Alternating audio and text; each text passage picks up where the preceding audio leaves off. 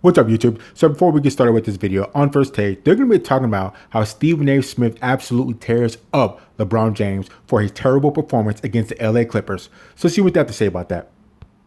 My saving grace was Anthony Davis and LeBron James. Anthony Davis, I don't give a damn about his final numbers, 25 and 10 and all of that stuff. I don't care about that because he didn't look like himself.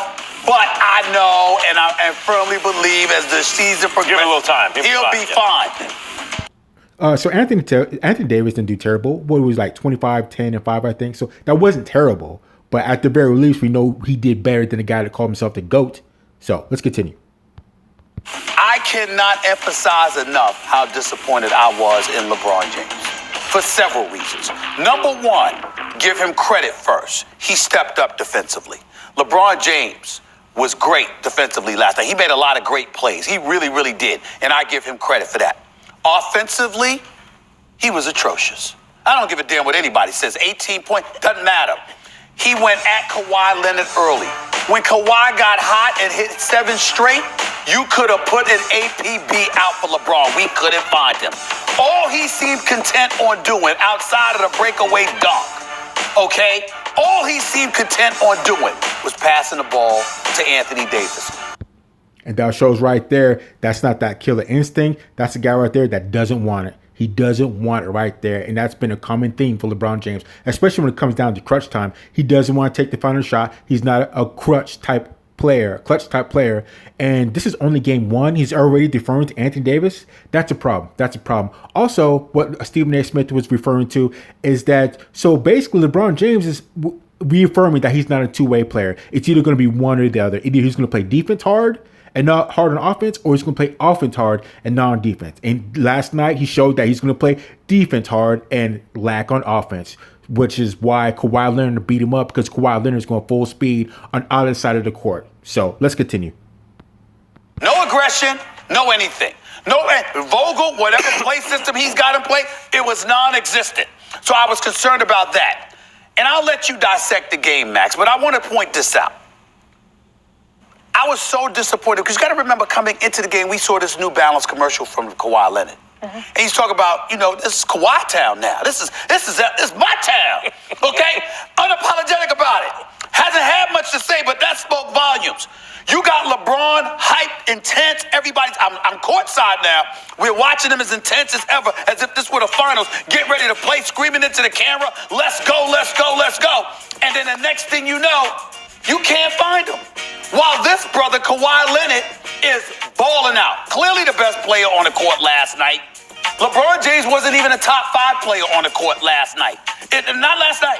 It was that bad. And then they'll go to the post-game conference and to say, quote, ain't a rivalry. Both of us where we want to be. We got things to work out, et cetera, et cetera. The hell you mean? It ain't a rivalry. What you mean it ain't a rivalry? The same position in the same building. In the same city. Both of you are title contenders. And suddenly you want to back away. We got the entire basketball world looking forward to this challenge.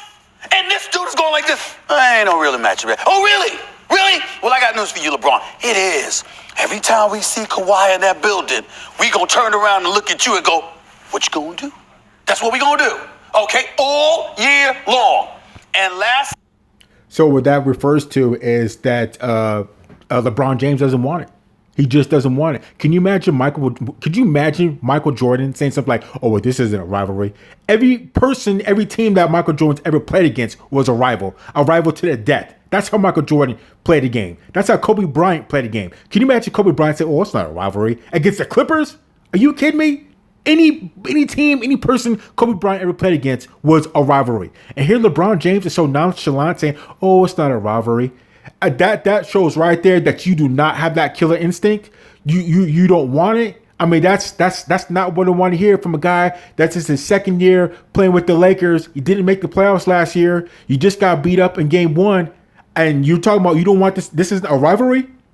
Because what it is low key, is actually high key. Kawhi Leonard is in LeBron James's head because they both know silent to each other when you're both asleep at nighttime.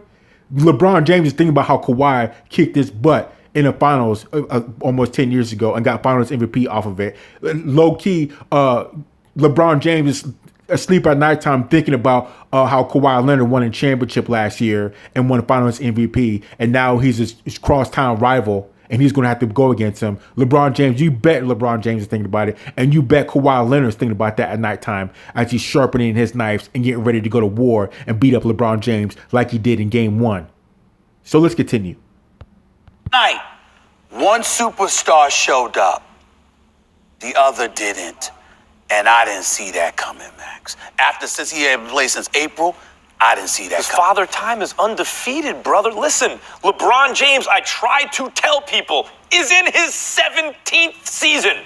No one in the history of basketball, including Kareem Abdul-Jabbar, who was the gold standard for longevity, has ever come close, not close, to the level LeBron James played at in his 16th season. I mean, 17 years in, you can't play defense and carry the offensive load and do it against the number one player in the game, which I'm trying to tell everybody is Kawhi Leonard. And look, I know why people are slow to give it up for Kawhi, because sometimes you see greatness, but it feels more forced, less natural.